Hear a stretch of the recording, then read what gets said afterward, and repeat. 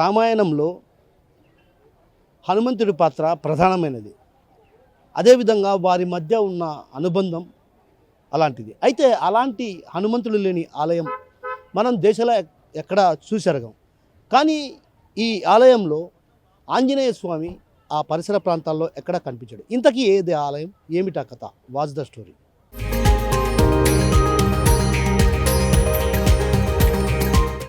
అదే హనుమంతుడు లేని ఆలయం ఈ రామాలయం, ఒంటిమిట్ట కోదండ రామాలయం. ఇది రెండవ అయోధ్యగా ప్రసిద్ధిగాంచినటువంటి ఆలయం. ఈ ఆలయంలో ఓ ప్రత్యేకత ఉంది. ఈ ఆలయంలో హనుమంతుడు ఆ ఆలయ పరిసర ప్రాంతాల్లో ఎక్కడా కనిపించాడు. అంటే ఇది ఓ రకంగా ఏకశిలా నగరం. ఏకశిలా నగరం అని ఎందుకు ఆ పేరు వచ్చిందో ఓసారి మీకు తెలియజేసే ప్రయత్నం చేస్తాం. ఒకే శిల పైన సీతారామ లక్ష్మణులను ఏదైతే జాంబవంతుని కాలంలో ఇక్కడ ప్రతిష్ఠించినట్లు కూడా చరిత్ర చెప్తుంది. కాబట్టి దీన్ని ఏకశిలా నగరంగా పిలుస్తారని, అదేవిధంగా ఆంజనేయ స్వామికి ఇక్కడ పరిచయం లేని సందర్భంలో ఏదైతే మహర్షి యాగాలు చేస్తున్నటువంటి సమయంలో ఇక్కడ ఏదైతే రాక్షసులు ఇక్కడ వచ్చి ఒక రకంగా భయానకమైనటువంటి వాతావరణాన్ని సృష్టించిన తరుణంలో రాముణ్ణి శరణు కోరుతారంట. అలాంటి ప్రాంతంలో ఉన్నటువంటి ఏదైతే ఈ దండకారణ్యంలో రాముడు శరణు కోరుకుంటే రాముడు ఇక్కడికి వచ్చి వారి యాగాలు అంటే ఒక రకంగా పూర్తి స్థాయిలో నిర్వహించే విధంగా చేశారని, అందుకే ఇక్కడ ఆంజనేయ స్వామి ఎక్కడ కనిపించాడు. అదేవిధంగా జాంబవంతునితో పరిచయమైనటువంటి ఈ ఆలయం, అందుకే ఇక్కడ ఆంజనేయుడు కనిపించాడు. ఇక ఒంటిమిట్టను ఏకశిలా నగరంగా ఎందుకంటారు అనేది మీకు చెప్పే ప్రయత్నం చేద్దాం.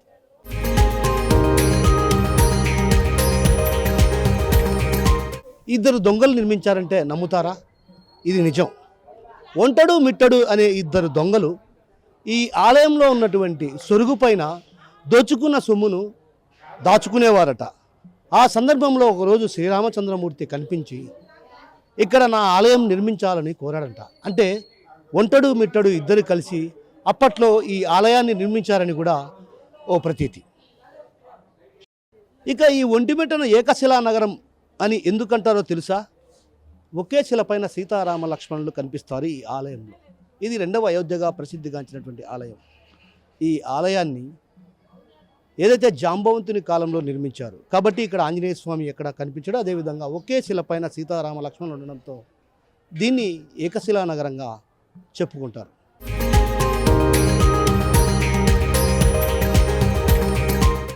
సాంస్కృతిక వైభవానికి శ్రీరాముని యొక్క సీతమ్మ ఒక అన్నదమ్ముడిగా, ఒక సమాజ సేవకుడుగా అనేక రకాలైనటువంటి మనకు ఒక గురుతరమైనటువంటి బాధ్యతలు నేర్పించినటువంటి శ్రీరామచంద్రుడు అలాంటి రామరాజ్యం కావాలని మనందరం కోరుకుంటాం.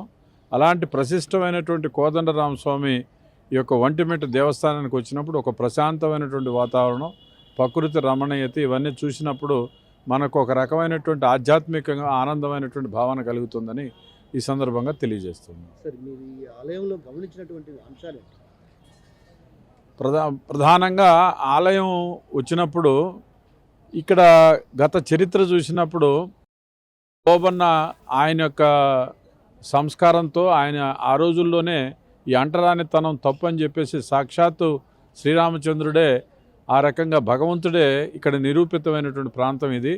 ఒక రకంగా సమాజంలో ఉన్నటువంటి అంతరాలు తొలగించడానికి కోసం అప్పటి నుంచి కృషి జరిగిందేమో అనేటువంటిది ఒక సంతోషం కలిగింది. అలాగే అనేక మంది పోతన భాగవతాన్ని ఇక్కడ రాయడం, ఆ రకంగా చూసినప్పుడు ఒక అనేక చారిత్రక అంశాలు ఉన్నాయి. అలాగే ఇక్కడ ఒక మన యొక్క వావికొలను సుబ్బారావు అనేటువంటి ఆయన భక్తాగ్రేసరుడిగా ఒక ప్రభుత్వ ఉద్యోగిగా ఉండి ఆయన తన జీవితాన్ని సర్వస్వం ఇక్కడ ధారపోసి అనేక రకాలని చెప్పారు. అదే రకంగా ముస్లిం బేగం ఎవరైతే ఉన్నారో ఆమె కూడా ఆ రోజుల్లో ఇక్కడ ఒక బావి తవ్వించడం, ఇది సర్వ మతస్థులకి అందరికి కూడా, భారతీయులకి అందరికి కూడా ఈ దేవం అనే ఈ యొక్క ఇదేదైతే ఉందో ఈ పవిత్ర క్షేత్రం చాలా ఆదర్శనీయం అని చెప్పేసి అనిపిస్తుంది.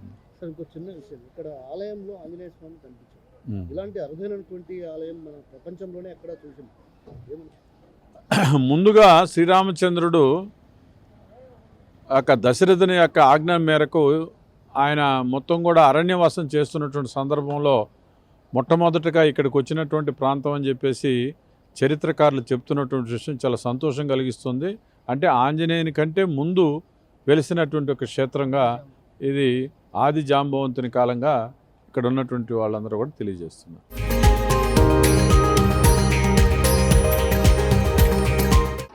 నా పేరు వర్షిణి. ఈ ఆలయం రాముడి ఆలయం చాలా పురాతన కాలం నుంచి ఉంది. ఇది రాముడు ఇంకా హనుమంతుడు ఇంకా అప్పటికి పరిచయం లేనప్పుడుది. ఇక్కడ ఆంజనేయ స్వామి లేరు. అంతే. ఇది చాలా అద్భుతంగా ఉంది. మళ్ళీ పురాతన కాలం నుంచి కూడా ఉంది.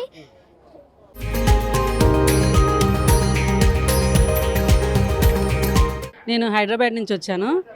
తిరుపతికి వెళ్తూ దారిలో నాకు ఈ ఆలయం గురించి నేను చాలాసార్లు యూట్యూబ్లో చూశాను.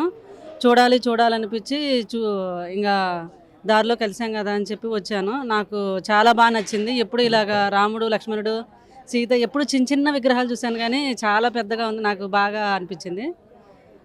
ఆంజనేయ స్వామి ఇక్కడ రాముడికి పరిచయం లేనప్పుడు ఈ టెంపుల్ ఉంది. గోడల శిల్ప మొత్తం చాలా బాగుంది. Very nice. మళ్ళీ రావాలనిపిస్తుంది ఈ టెంపుల్కి.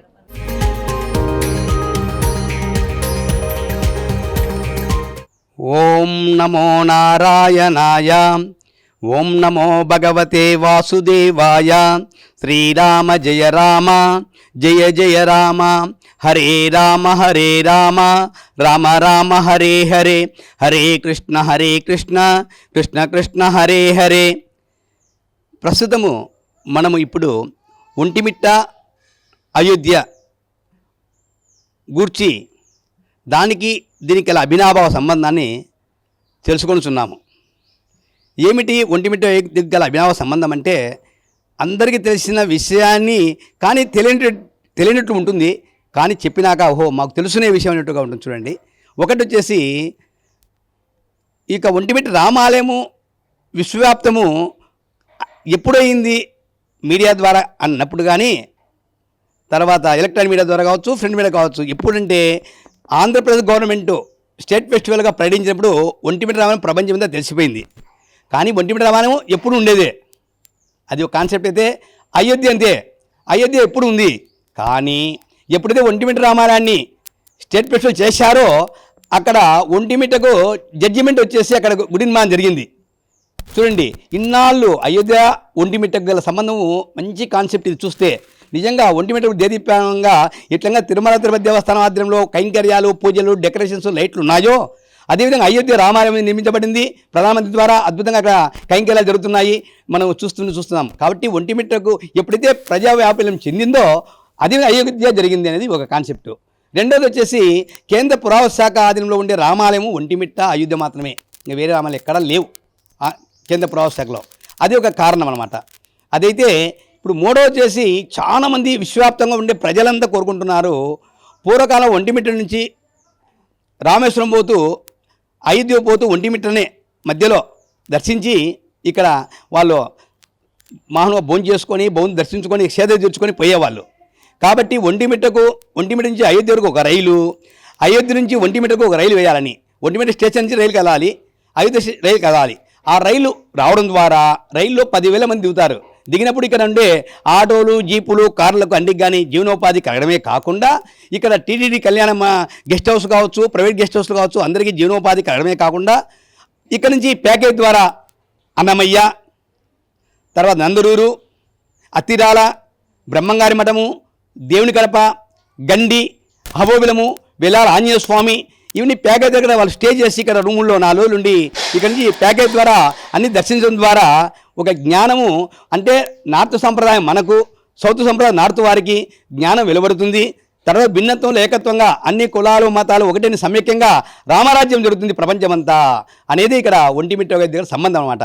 దీనికి చొరవ తీసుకొని కేంద్ర రాష్ట్ర ప్రభుత్వాలు కావచ్చు, public, print media, electronic media కావచ్చు, పబ్లిక్ అంతా ఒకసారిగా దీని మీద మీ అందరూ స్పందన, అందరిలో రాముడు ఉన్నాడు, జగమంతా రామమయం అన్నారు.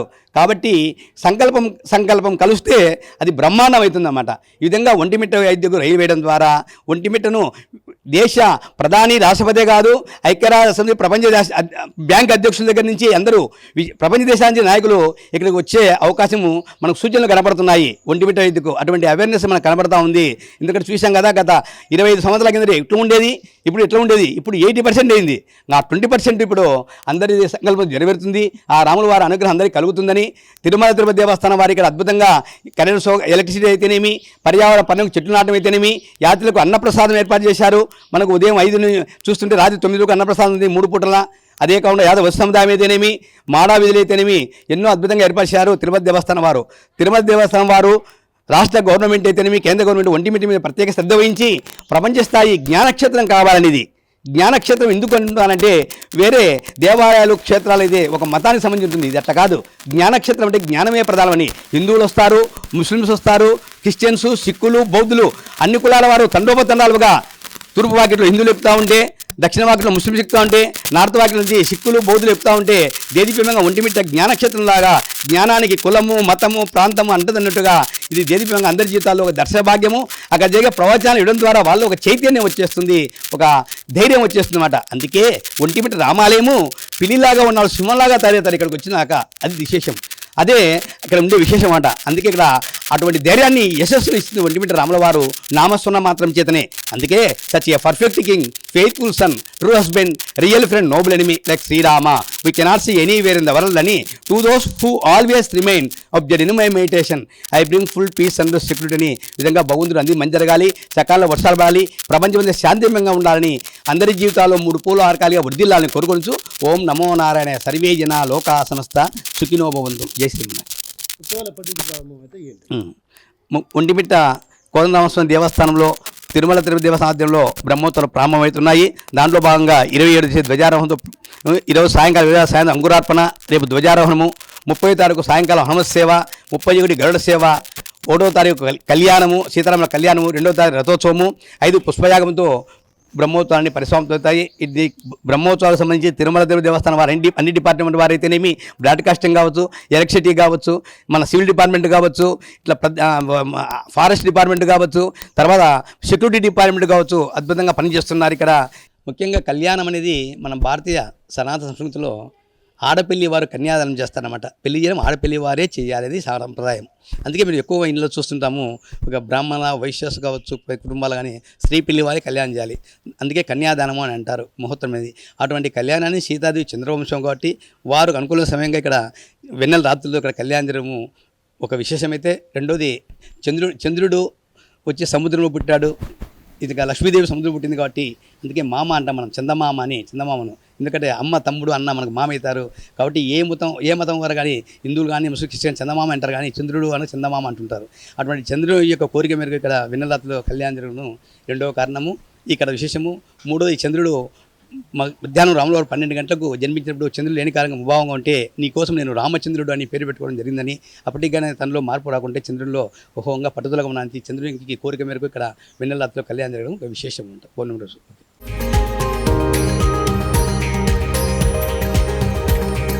ముందుగా కోదండరామస్వామి తిరునాళ్ళు ఒంటిమిట్టలో అంగరంగ వైభవంగా ప్రారంభించడం జరిగింది. దీనిని ఎంతో ప్రాముఖ్యతగా ఇంతకుముందు ఎప్పుడూ లేని విధంగా డెవలప్మెంట్ చేసిన చంద్రబాబు నాయుడికి ముఖ్యంగా ధన్యవాదాలు. దీన్ని స్టేట్ గుడిగా గుర్తించి దీన్ని డెవలప్ చేసిన చంద్రబాబు నాయుడికి, కూటమి ప్రభుత్వానికి ముఖ్యంగా ధన్యవాదాలు. ఈ ఒంటిమిట్టని దేశ నలుమూలలకి తెలిసే విధంగా, అలాగే ప్రపంచం అందరికీ తెలిసే విధంగా చేసి ఈ గుడిని ఎంతో తీసుకెళ్లిన చంద్రబాబు నాయుడికి, కూటమి ప్రభుత్వానికి ధన్యవాదాలు. అలాగే ఇంతకుముందు ఇక్కడ గుడి చుట్టూ ఇల్లు అలా అన్నీ ఉండేటి, ఇప్పుడు దీనిని మొత్తం డెవలప్ చేసి రోడ్లు అయితేమి, అలాగే ఇలా ఈ నిత్యాన్నదానం అయితేమి అన్ని డెవలప్మెంటు మన గవర్నమెంట్లోనే వచ్చింది. లాస్ట్ 5 ఇయర్స్లో ఇక్కడ ఒక పని కూడా వాళ్ళు చేయలేదు, గుడినే అసలు ఏమి పట్టించుకోలేదు. అదేవిధంగా ఇప్పుడు చంద్రబాబు నాయుడు వచ్చిన 1 ఇయర్కే నిత్యాన్నదానం అయితేమి, అలాగే ఇది చెరువుకి వాటర్ ఫెసిలిటీ అయితేమి 8 కోట్లు వాటర్ స్కీమ్ కింద ఇచ్చి నిత్యం నీళ్లు నిలిపే విధంగా చేశాడు. అలాగే ఇప్పుడు జామవేంద్ర విగ్రహం 25 కోట్లు శాంక్షన్ చేసి డెవలప్ చేశాడు. ఇలా నిత్యం డెవలప్ చేస్తూనే ఉన్నారు గుడికి. దేశంలో ఎక్కడ నైట్ పూట కళ్యాణం జరిగింది లేదు. ఈ ఒంటిమిట్టలో ప్రత్యేకత ఈ గుడికి ఇక్కడ నైట్ పూట కళ్యాణం జరగడం, దీనికి చంద్రబాబు నాయుడు కుటుంబ సమేతంగా రావడం మేము చేసుకున్న పుణ్యం. అలాగే ఇక్కడ ఒంటిమిట్ట ప్రజలు రాష్ట్రం నుంచి నలుమూలల నుంచి అందరూ వచ్చి తిలకించి దీన్ని విజయవంతం చేయవలసిందిగా కోరుచున్నాం.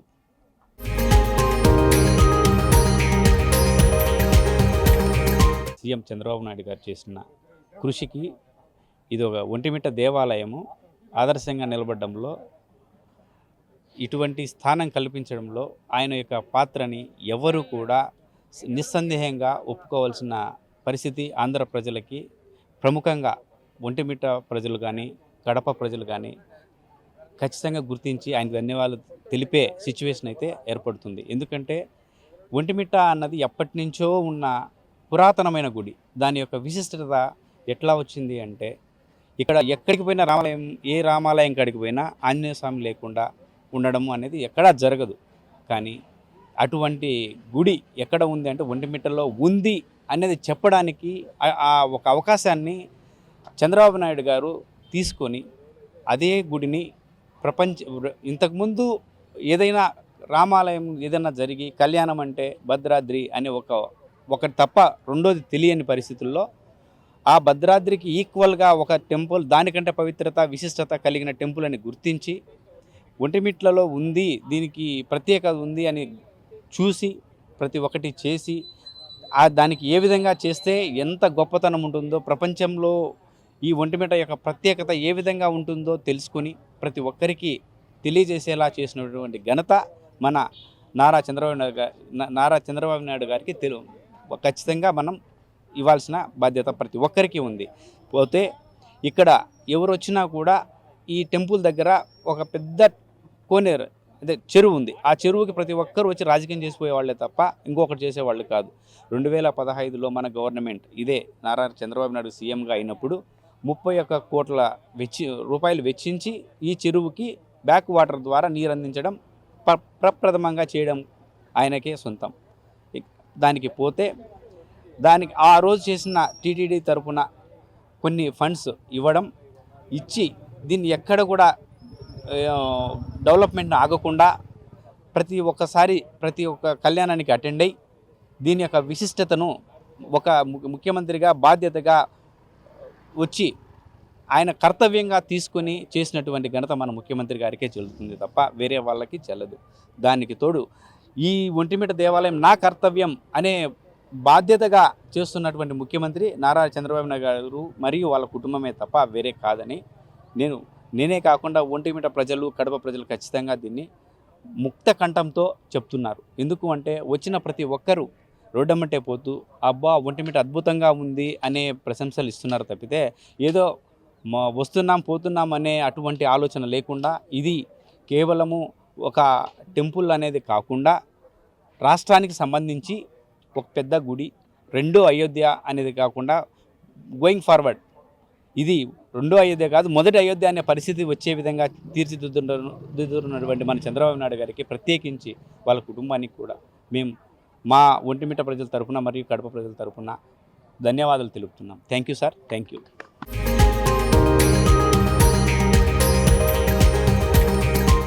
శ్రీ ఒంటిమిట్ట కోదండరామస్వామి ఏకశిలా నగరం, దేశంలోనే రెండో అయోధ్యగా పేరుగాంచిన శ్రీ ఒంటిమిట్ట దేవస్థానం.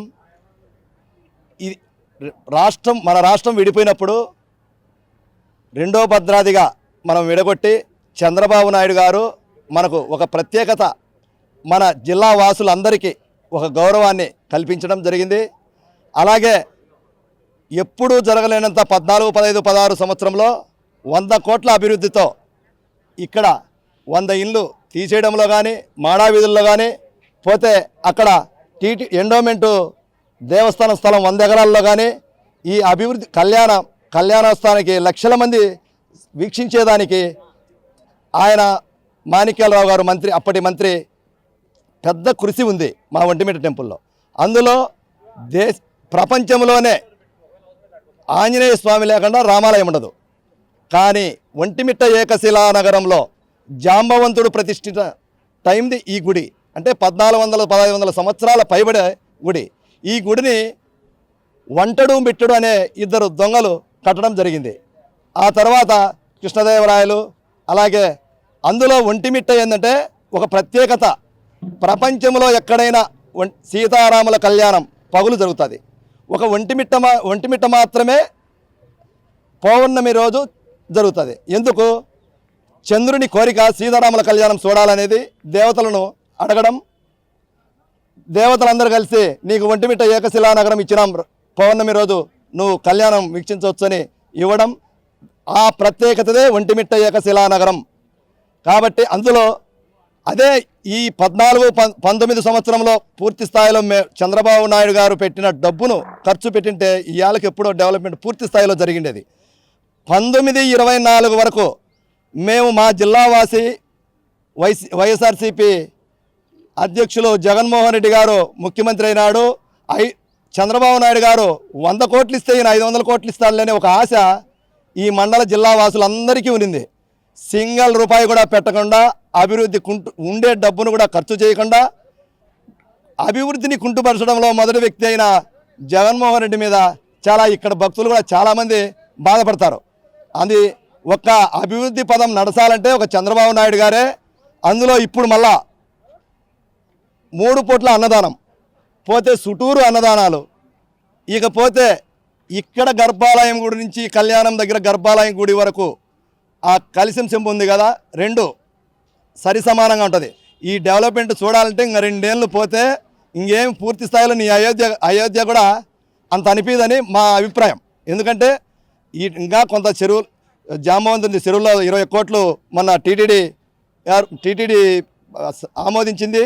అలాగే ఒంటిమిట్ట చెరువుకు బ్యాక్ వాటరు అప్పటి ముఖ్యమంత్రి చంద్రబాబు నాయుడు గారు తీసుకురావడం, ఈ మండలంలో 20 గ్రామాలకు మంచినీటి సమస్య, దేవస్థానం సమస్య అన్నీ తీర్చడంలో ప్రత్యేక పాత్ర పోషించి దీని మీద ప్రత్యేక శ్రద్ధ వహించినాడు.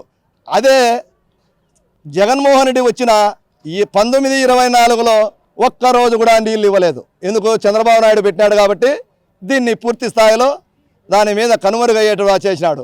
మళ్ళా ఇప్పుడు 24లో మేము మా ప్రభుత్వం రావడం, మళ్ళా యథాప్రకారం నీళ్లు విడచడం, అదే మా ఇన్ఛార్జి ద్వారా 4-5 సార్లు రిపేరు, జగన్మోహన్ రాజు ద్వారా 4-5 సార్లు రిపేర్ చేసి బ్యాక్ వాటర్ని చెల్లెకి తెప్పించి అందులో ఆ నీళ్లు పారడంలోనే వాన రావడం, పూర్తి చెరువు నిండడం.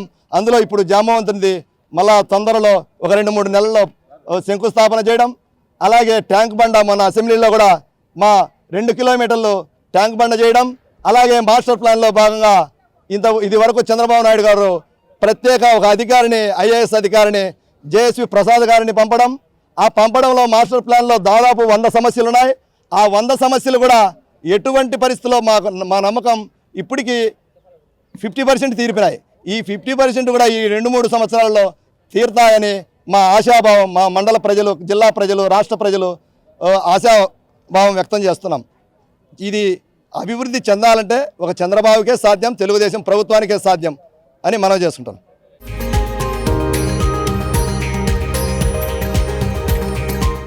పురాణ ఇతిహాసాలకు, శిల్ప సంపదకు పుట్టినిల్లు శ్రీ ఒంటిమిట్ట కోదండరామాలయం. ఈ ఆలయంలో ఎటు చూసినా శిల్ప సంపద చూపరులను మంత్రముగ్ధులు చేస్తాయి. ఈ ఆలయంలో అడుగు పెట్టగానే ఆధ్యాత్మికత ఉట్టిపడుతుంది. భక్తులు లోపల అడుగు పెట్టగానే శ్రీరామనామ స్మరణ ధ్వనిస్తుందంటే ఏ స్థాయిలో ఈ ఆలయాన్ని నిర్మించారో అర్థం చేసుకోవచ్చు. ఇక ఆలయం చుట్టూ కూడా ఉన్నటువంటి ఈ శిల్ప సంపదను చూసి ఎవరైనా సరే మంత్రముగ్ధులయ్యేటువంటి విధంగా ఈ ఆలయాన్ని నిర్మించారంటే ఇది 2వ అయోధ్యగా ప్రసిద్ధిగాంచినటువంటి ఈ ఆలయాన్ని, అదేవిధంగా అన్ని చోట్ల శ్రీరామనవమి రోజే సీతారాముల కళ్యాణం జరుగుతుంది. కానీ ఈ ఆలయంలో ఆ రోజు నుంచే ఉత్సవాలు ప్రారంభమవుతాయి. ఎందుకు ఆ రోజే ఉత్సవాలు ప్రారంభమవుతాయి? అసలు ఏమిటా కథ మీకు వివరించే ప్రయత్నం చేస్తాను.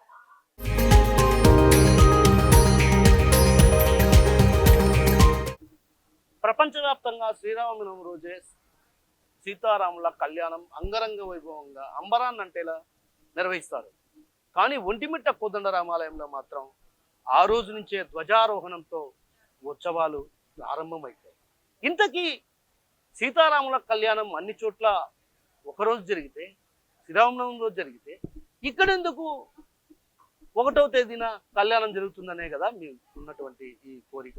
ఎస్, ఏదైతే సీతాదేవి చంద్రవంశానికి సంబంధించినటువంటి మహిళ కావడంతో ఆమె జరుగుతున్నటువంటి వివాహాన్ని చంద్రుడు చూడలేకపోతున్నానని ఆవేదనతో ఉన్న సందర్భంగా ఓ రాములోరిని ఈ విషయం కోరతాడట. ఏదైతే తాను నీ కళ్యాణం చూడలేకపోయాను, ఆ కళ్యాణం చూసే భాగ్యం కల్పించు అని రాముల వారిని కోరడంతో పండు వెన్నెలలో ఆరు బయట చంద్రుడు వీక్షించే విధంగా ఈ కళ్యాణం జరిగేలా ఆయన చెప్తాడట. అప్పటి నుంచి కూడా ఈ కోదండరామాలయంలో రాత్రిపూట పండు వెన్నెలలో ఆరు బయట ప్రజలంతా వీక్షించే విధంగా కళ్యాణోత్సవాన్ని నిర్వహిస్తుంటారు.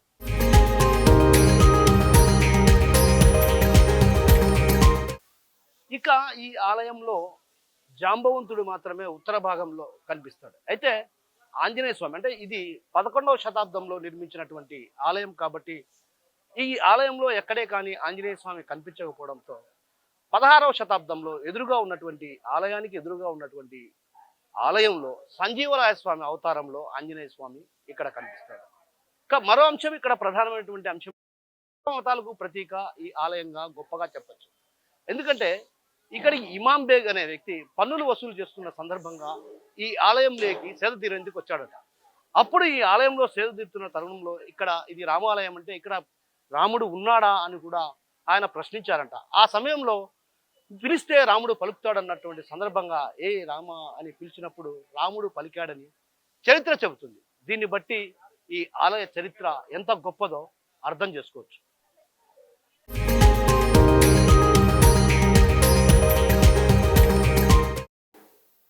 ఇక ఈ ఆలయానికి ఇద్దరు వ్యక్తులతో ముడిపడినటువంటి అంశం మీకు వివరించబోతున్నాం. రామాయణంలో ప్రధానంగా రామదాసు రామునికి, సీతాదేవికి, లక్ష్మణులకు బంగారు ఆభరణాలు చేయించినట్టుగా ఇక్కడ కూడా వావికులను సుబ్బారావు అని ఆయన ఏదైతే చిప్ప చేతబట్టి బిచ్చాటన చేసి రాములు, సీతారామ, లక్ష్మణులకు ఆభరణాలు చేయించారని ప్రతీతి. ఇక మానవోబన్న అంటే అప్పట్లో కులాలు మతాలు ఉన్నటువంటి పరిస్థితి ఉన్న నేపథ్యంలో మానవోబన్న అనే వ్యక్తి ఆలయ ప్రవేశానికి నిషిద్ధం అంటూ కూడా అప్పట్లో ఉన్నటువంటి వారు నిషిద్ధమని చెప్పడంతో బయట ఉన్నటువంటి మాలవోబన్న రాముడిని పిలిస్తే బయటికి వెళ్ళి దర్శనమిస్తాడని, సో ఈ రకంగా అటు రాముని లీలలు, ఒంటిమిట్ట కోదండరాముని లీలలు అన్నీ ఇన్ని కావు. గొప్ప ఘనమైన చరిత్ర కలిగినటువంటి 2వ అయోధ్యగా ప్రసిద్ధిగాంచినటువంటి ఒంటిమిట్ట కోదండరామాలయాన్ని రాష్ట్ర ప్రభుత్వం ఏదైతే తెలుగు రాష్ట్రాలు 2గా ఏర్పాటయ్యాక వివాదాస్పదానికి దారితీసింది. ఏ ఆలయాన్ని రాష్ట్ర ప్రభుత్వ లాంఛనాలతో నిర్వహించాలనేది వివాదాస్పదమైన పని. రాష్ట్ర ప్రభుత్వ ఆలయంగా తీర్చిదిద్దాలని అప్పట్లో డిమాండ్ పెరిగింది. అయితే ఆ డిమాండ్ పెరిగిన తరుణంలో సీఎం చంద్రబాబు ఈ ఆలయానికి ఉన్న విశిష్టత, అదేవిధంగా ఈ ఆలయంలో ఏదైతే హనుమంతుడి కనిపించడు అంటే ఆంజనేయ స్వామి ఇక్కడ కనిపించడు, సో ఇంత గొప్ప చరిత్ర కలిగినటువంటి ఈ ఆలయాన్ని రాష్ట్ర ప్రభుత్వ ఆలయంగా గుర్తించడంతో ఒక్కసారిగా ఈ ఆలయాన్ని టీటీడీలో విలీనం చేయడం జరిగింది. నాటి నుంచి నేటి వరకు 100 కోట్ల రూపాయల నిధులతో ఇక్కడ ఆలయాన్ని అభివృద్ధి పరుస్తున్నారు. మరోవైపు ఆలయంలో గతంలో మాడవీధులు ఉండేటివి కాదు. అదేవిధంగా ఆలయ పరిసర ప్రాంతాల్లోనే అంటే బయటి పక్క కళ్యాణం నిర్వహించేవారు. సో లక్షలాది మంది వీక్షించే విధంగా అందుకు తగ్గ ఏర్పాట్లు కూడా ఏదైతే టీటీడీలో విలీనం చేశాక చంద్రబాబు ఒక పెద్ద ఎత్తున కళ్యాణ మండపాన్ని, అదేవిధంగా భక్తులు సేద తీరేందుకు వసతి గృహాలు, ఇలా నిత్య అన్నదానం, తర్వాత మాడవీధులు, ఇలా రోజు రోజుకు ఆలయాన్ని అభివృద్ధి చేస్తూ వచ్చారు. సో మొత్తం మీద ఒంటిమిట్ట కోదండరామాలయానికి అయోధ్యకు కొంత సన్నిహిత సంబంధాలు ఉన్నటువంటి ప్రచారం కూడా జోరుగా సాగుతుంది. ఇందుకు ప్రధాన కారణం ఒంటిమిట్ట కోదండరామాలయాన్ని గుర్తించాక అయోధ్యలో రామాలయాన్ని కూడా అక్కడ ఉన్నటువంటి ఆ ఆలయంలో బలరాముని విగ్రహాన్ని ప్రతిష్ఠించారంటే ఈ ఒంటిమిట్టకు అక్కడ ఉన్నటువంటి అయోధ్యలో ఉన్నటువంటి ఆలయానికి రెండిటికి అవినాభావ సంబంధాలు ఉన్నాయనేటువంటి ప్రచారం కూడా జోరుగా సాగుతుంది. ఏది అమ్మనప్పటికీ కూడా ఈ ఆలయంలో జరిగేటువంటి వివాహ తంతు కార్యక్రమం కావచ్చు, అదేవిధంగా ఈ ఆలయాన్ని చూస్తే మాత్రం భక్తులు భక్తి పారవశ్యంతో పెంపొందించక తప్పదు. ఏదైతే రేపటి నుంచి ధ్వజారోహణ కార్యక్రమం రేపు ప్రారంభం కానుంది. ఈరోజు సాయంత్రం అంకురార్పణ, ఏదైతే స్వామివారికి సమీపంలో ఉన్నటువంటి పుట్టమ్మను తీసుకొచ్చి ఆయనకు పూజలు చేస్తారో ఆ తర్వాత రేపు ధ్వజారోహణ కార్యక్రమంతో ఆలయంలో ఆ పూజా కార్యక్రమాలు మొదలవుతాయి. ఆ నేపథ్యంలో ఏప్రిల్ 1వ తేదీన పండు వెన్నెలలో అర్ధరాత్రి అంటే రాత్రి రాములూరి కళ్యాణం అంగరంగ వైభవంగా ఒక రకంగా ఇక్కడి నుంచి ఊరేగింపుగా తీసుకెళ్తూ అటు ఆ కార్యక్రమంలో పాల్గొనేందుకు వేలాది మంది లక్షలాది మంది భక్తులు తరలి వచ్చి నృత్యాలు చేస్తూ కనువిందు చేస్తూ సాగేటువంటి ఈ అపరూపమైన ఘట్టం అసలు ఇక చాలయ్యా అన్నటువంటి రీతిలో సాగుతుంది. ఇక కళ్యాణోత్సవానికి రాష్ట్ర గవర్నర్ నజీర్తో పాటు అదేవిధంగా సీఎం చంద్రబాబు కూడా పట్టు వస్త్రాలు సమర్పించి కళ్యాణోత్సవంలో పాల్గొంటారు. ఆ తర్వాత జరిగేటువంటి కార్యక్రమాలన్నీ కూడా టీటీడీ ఆధ్వర్యంలో అంగరంగ వైభవంగా నిర్వహించేందుకు ఏర్పాట్లు కొనసాగుతున్నాయి. కెమెరా పర్సన్ రాముతో కిషోర్, RTV, కడప నుంచి.